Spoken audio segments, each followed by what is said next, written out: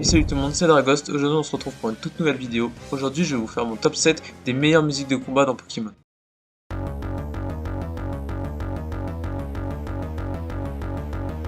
Ayant récolté nos 8 badges et triomphant de la route victoire, nous n'étions pas au bout de nos surprises dans Pokémon Noir et Blanc. Tout en haut de la montagne se dressait un monument bien connu au sein des jeux, la Ligue Pokémon. À peine le combat engagé contre le premier membre du Conseil 4 qu'on pouvait déjà entendre une puissante mélodie sonner. Cette musique symbolise la fin de notre épopée sur Pokémon Noir et Blanc, mais aussi elle représente le dernier défi juste avant le maître de la Ligue. Dans cette musique, on ressent vraiment l'énorme tension d'une lutte qui s'annonce acharnée. Pas de temps mort, un rythme endiablé, c'est pour moi la musique parfaite des Conseil 4 dans Pokémon.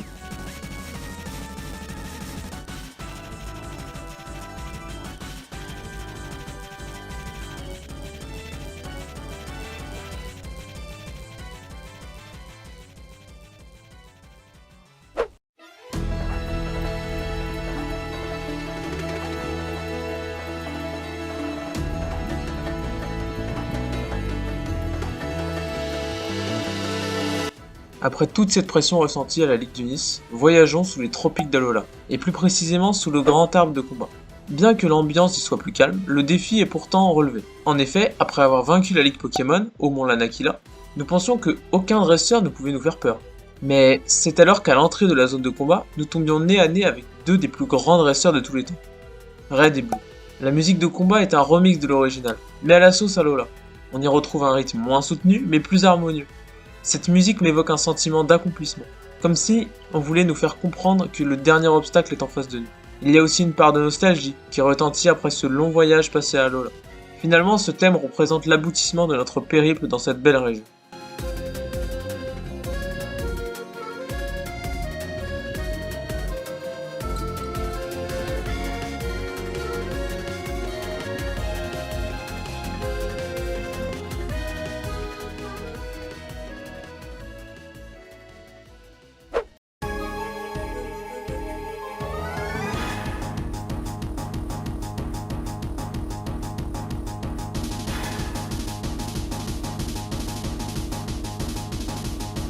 On part sur un classique, probablement la musique de combat préférée de beaucoup de gens fans de Pokémon.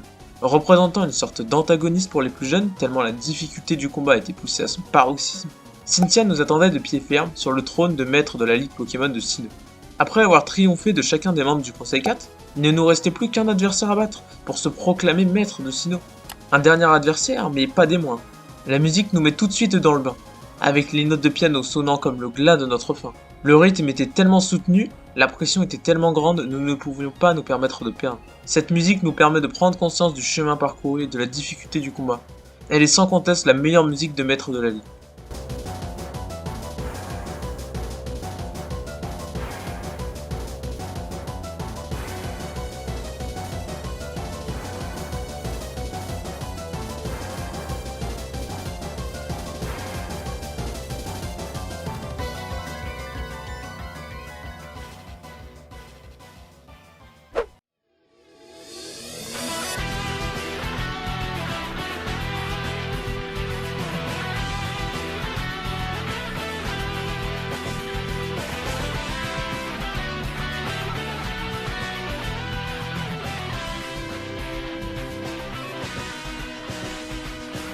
Cette fois-ci, nous nous éloignons de la Ligue Pokémon, et nous partons à Hoenn, faire la rencontre d'un jeune garçon timide et tourmenté par sa maladie.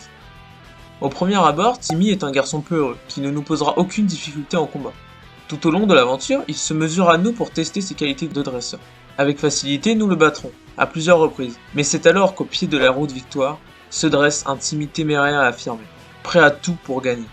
Cette musique rend compte parfaitement du travail et de l'acharnement dont a fait preuve Timmy pour atteindre un tel niveau, à tel point qu'il maîtrise la méga évolution. Parti de rien, c'est l'aboutissement de tout un rêve. Persévérance, c'est l'adjectif qui qualifierait le mieux cette musique. Elle nous fait rappeler à quel point ne rien lâcher et tout donner est important.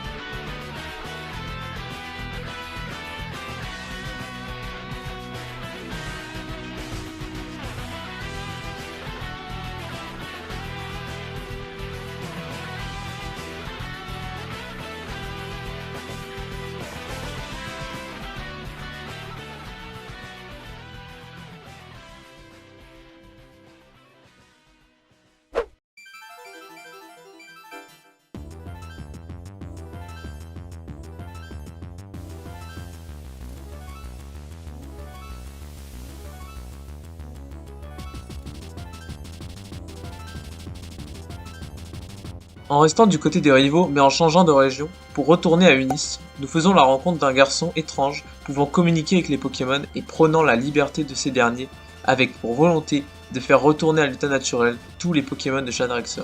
Ces idées ne sont pas mauvaises, bien que trop abruptes. Le souci est que N est manipulé par Getis, son père adoptif, et chef de la Team Plasma.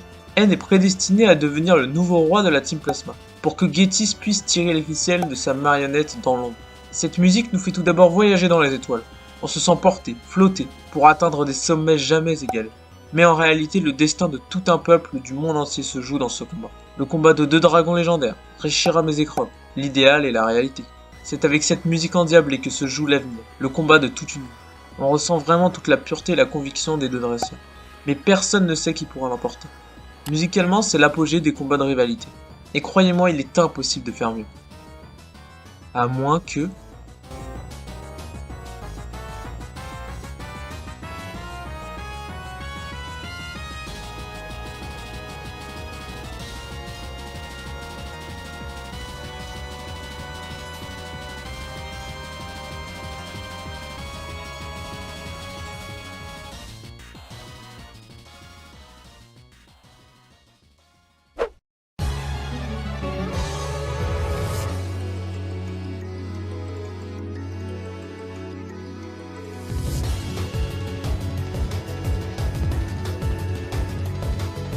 Elle est là, cette dresseuse draconienne mythique de la région d'Hoenn, Amaryllis. De par son look si sauvage et à la fois si badass, c'est des frissons garantis.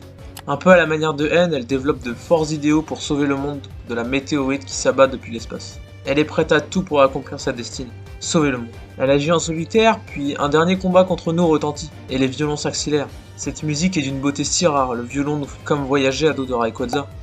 On se sent pousser des ailes. C'est l'épreuve finale, la clôturation de l'épisode Delta, le dernier défi qui attend le joueur.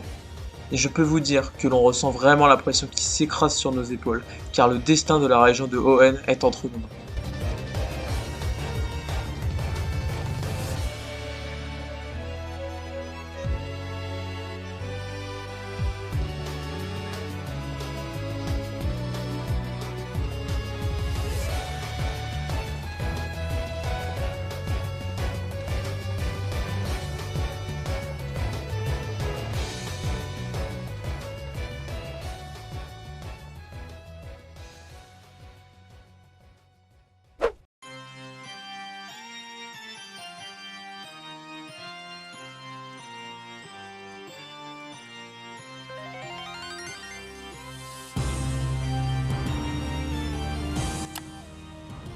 Pour conclure cette vidéo narrative, quoi de mieux que de retrouver un boss final, un Pokémon aussi étincelant et puissant que le soleil, presque une divinité.